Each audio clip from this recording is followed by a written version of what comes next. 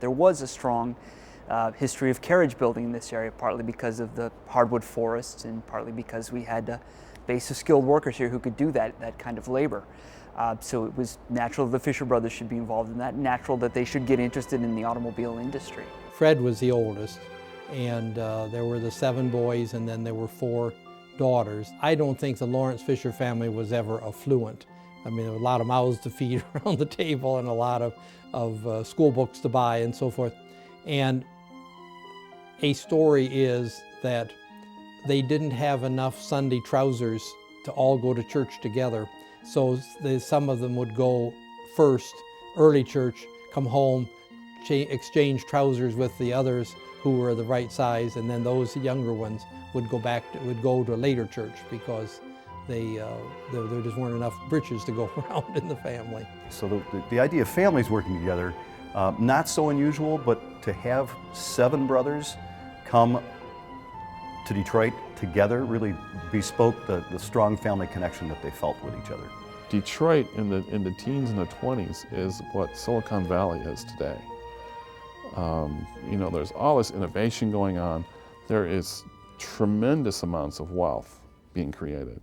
I mean, Henry Ford has more money than, what's the saying? He has more money than God. The logo is a Napoleonic coach, so not necessarily a coach owned by Napoleon, but one of that era. And I think it suggests a couple of things, in some ways subtly and in some way very overtly. You know, it suggests that this car is luxurious. It's produced to a high standard, similar to the coaches of Napoleon's time. So it gives some class to a vehicle, even if it's a humble or modestly priced vehicle, shall we say. And they did a really great job with their advertising. I mean, you saw that coach on everything, and they spent a lot of money in magazines, you know, with handsome people, handsome, well-dressed people, and that coach displayed, you know, body by Fisher. Fisher means quality. Just spectacular stuff. They had lunch together every day for 25 years that they met for lunch, and one of them for sure would be stopping in that afternoon to visit their mother, but then they would also decide at lunch who would spend the evening with her, which probably involved, I'm sure, a 3-hour shift. And I have heard that she never was alone. She never spent an evening alone. The late 1920s saw several iconic skyscrapers go up in the city of Detroit. The Penobscot Building, the Guardian Building, the David Stott Building were all being built during this time.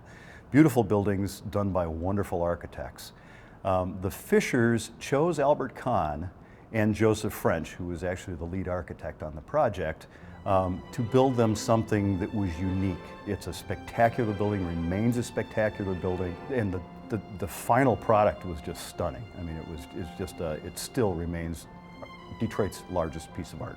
They very seldom gave interviews. Almost never would any of the brothers give an interview or talk about their business, or talk about, obviously wouldn't talk about their wealth, their worth. I think the boys just simply were just what they were. They were hardworking people who just didn't want to tell a lot of their own business.